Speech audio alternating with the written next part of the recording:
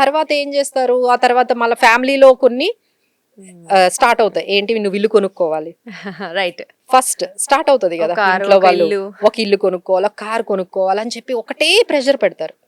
So is it the right time అంటే 15,000 20,000 ఇచ్చేసి rent లో ఉండడం మంచిదా, లేదు ఒక ₹1,00,00,000 పెట్టి ఇల్లు కొనుక్కోవడం మంచిదా? అది అసలు ఈ టైంలో బెటరేనా?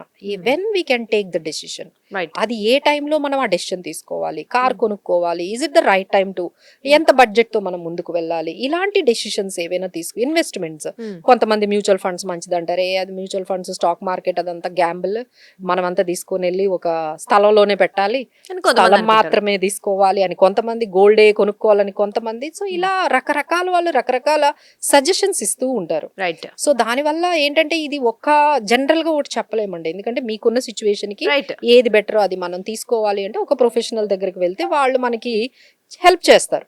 మనకి ఏది బెటర్, ఈ సిచ్యువేషన్ కి మనం ఎలా ఇన్వెస్ట్ చేసుకోవాలి, ఎక్కడ ఇన్వెస్ట్ చేసుకోవాలి.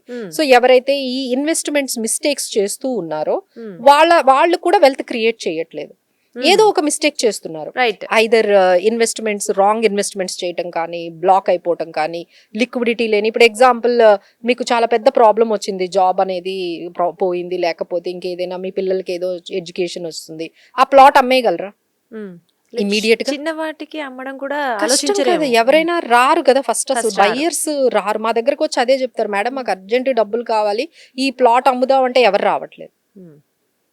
ఆ ప్రాబ్లం ఎలా, మళ్ళీ వాళ్ళు ఏం చేస్తారు, లోన్ తీసుకుంటారు. రైట్. మళ్ళీ అంటే చూడండి మొత్తం మళ్ళీ మళ్ళీ అంటే వీళ్ళు లోన్ వైపే వస్తున్నారు.